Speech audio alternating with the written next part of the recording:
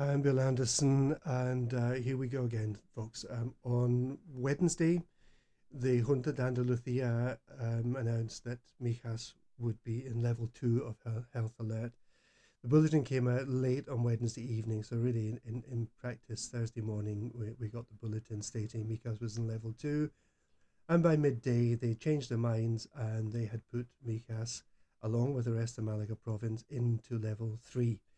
Let me just explain what that means in practice. You can see here that uh, it isn't just Mijas that's in level 3. The whole of Malaga province, all of the coastal authorities, we're all in level 3. And I will try to explain what that actually means in practice. Okay, let me just go through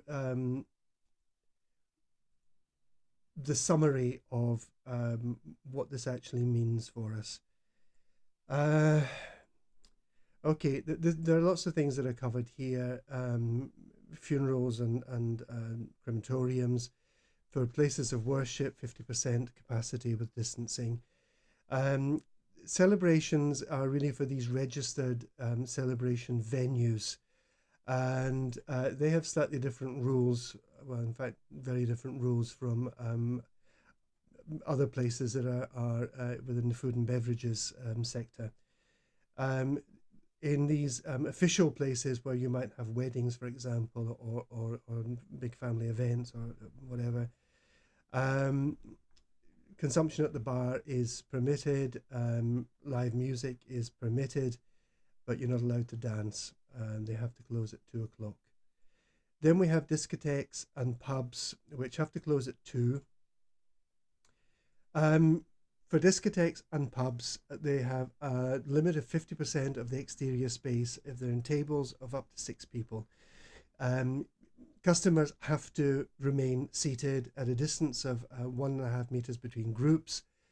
They may open their interior for events, but they have to comply with the rules which are set for other parts of the food and beverages industry, and not for drinks only. Drinking at the bar is not permitted, and live music and dancing are not permitted. Um, then we come into Hostellaria, which really is one of these terms that covers everything to do with the food and beverages, and it may also be hotels that have restaurants. All right, they are allowed up to 50% of capacity indoors with 4 people per table, 100% of capacity outdoors on a terrace with a maximum of 6 people per table. If there are common areas indoors, it could be, for example, a reception area in a hotel, then they have to maintain 50%. They can open to the public until midnight indoors and until 1 o'clock outdoors, but are not permitted to take any new customers or orders as from midnight. Drinking at the bar is not permitted. There are also rules slightly different for ice cream parlors and the places that sell sort of soft drinks and bakery type goods. There are rules for attractions. There are rules for these sort of big parties that are held sometimes outdoors at various times, like the romerias, which are not recommended. There are rules for cinemas, theatres, and circuses. Bullfighting is still, you're still allowed to go to a bullfight with 40% of capacity. I don't think I should be going there. Tourist activities, guided groups up to 15 people, 20 if the activity is in the countryside. There are rules for teaching, rules for sports and how many people can be together indoors, outdoors, in groups, and what the capacity is for spectators. For businesses, shops and other businesses, 60% of capacity with distance.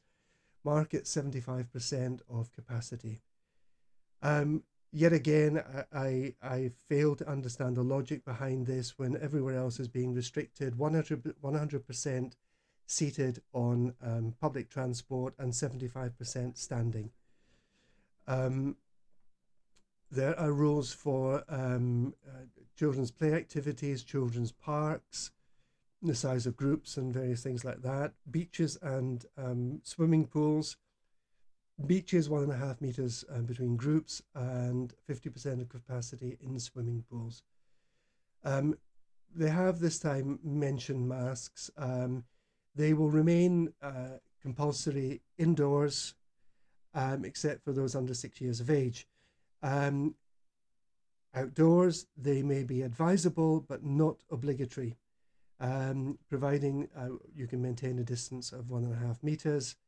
And obviously, this doesn't apply to people who live together, who are exempt from that. Mobility, yeah, there are no restrictions on mobility either within the municipalities or within Malaga province or within Andalusia.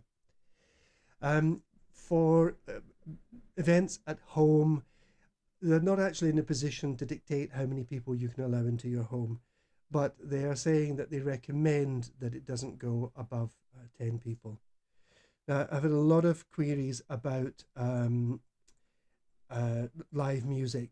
Now, the thing is, it doesn't really mention live music specifically to do with the food and beverages industry. And I know that a lot of the live music that happens doesn't always happen in discotheques and pubs.